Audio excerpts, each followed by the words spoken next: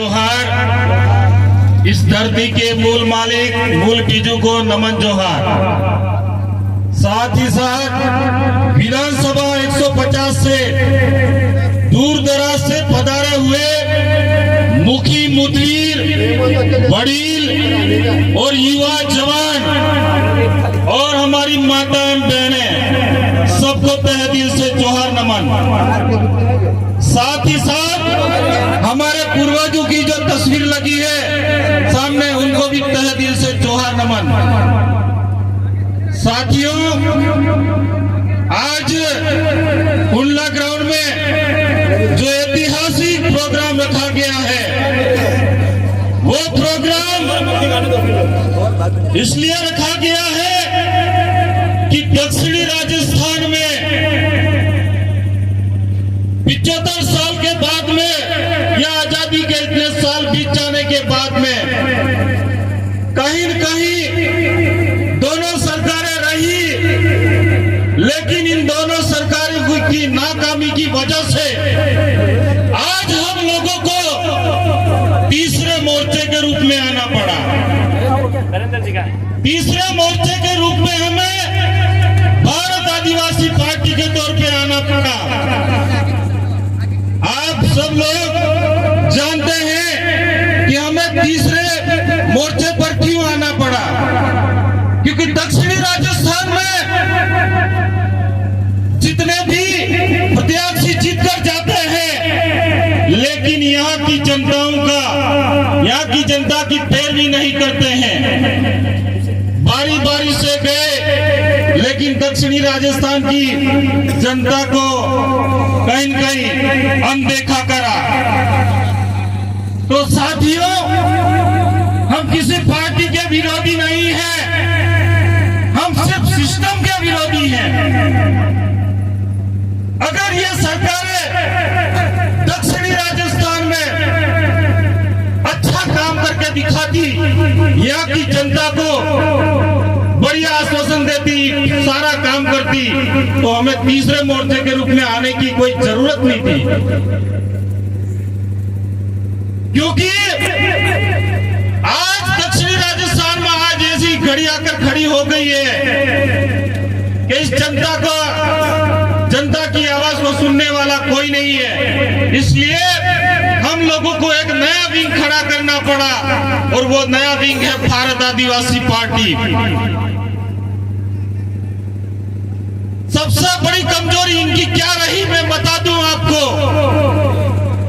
कि इस क्षेत्र में ट्राइबल एरिया में 5वीं अनुसूची के अंतर्गत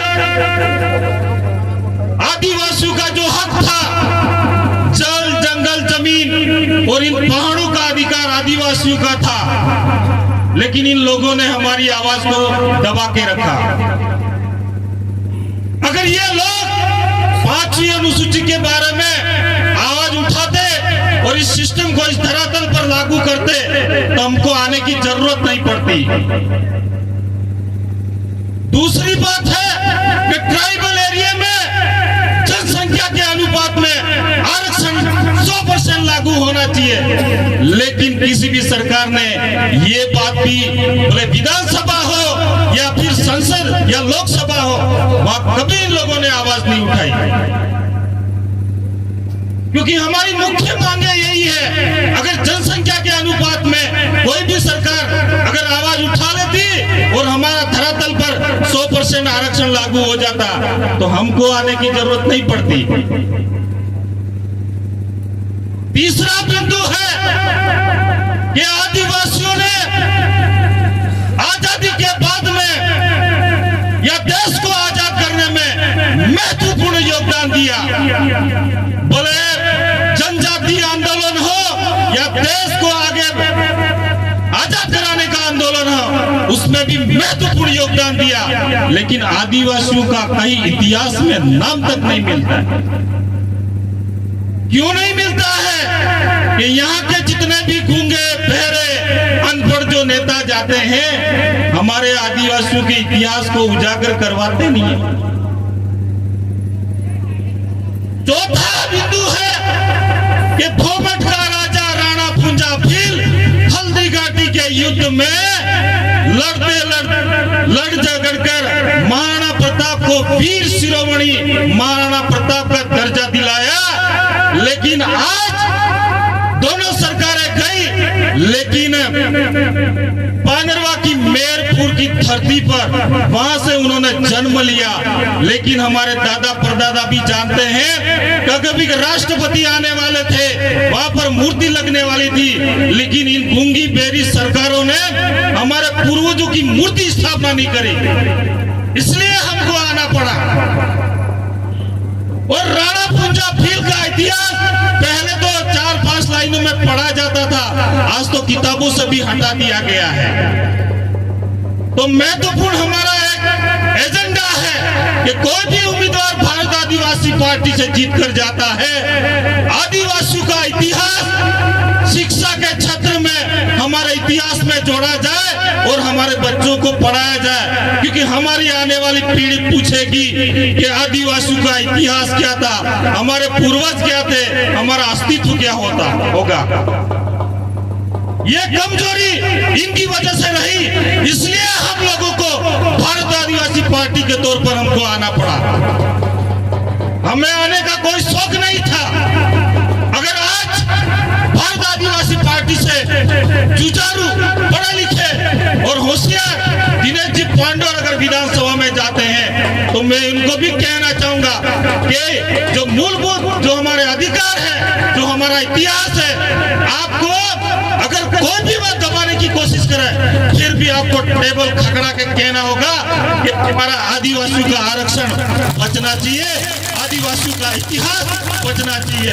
ये आदिवासियों का इतिहास किताबों के पन्ने पर होना चाहिए, तब तो मैं इनको भी मानूंगा। दोस्तों, बातें बहुत सी बताने की है।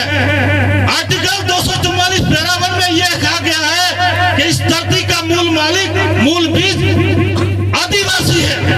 यह तो दिया, कागजों में लिख दिया, लेकिन धरातल पर किसी सरकार ने लागू नहीं करवाया। 2011 के जजमेंट में यह भी कहा गया कि इस धरती का मूल मालिक 8% आदिवासी इस धरती का मूल मालिक है, वो भी लिखित में दे दिया, लेकिन लागू नहीं करा। इसलिए हमको तीसरे मोर्चे पे आना पड़ा इस सिस्टम को लागू करवाने के लिए। तो दोस्तों, इन लोगों ने बारी बारी से 75 साल तक राज किया है। आपको एक मौका मिला है 75 साल में, वो मौका है, सबसे बड़ा हथियार है, वो हथियार है आपका एक वोट। वो वोट अगर सही जगह पर अगर आप देते हो, तो कहीं न कहीं इस वोट के माध्यम से लोकसभा हो या विधानसभा में हो, इस आवाज को उठाया जा सकता है। तो दोस्तों, मैं अपनी बात को यही विराम करता हूँ। जय जोहार, जय आदिवासी, जय भील प्रदेश, जय कुदरत।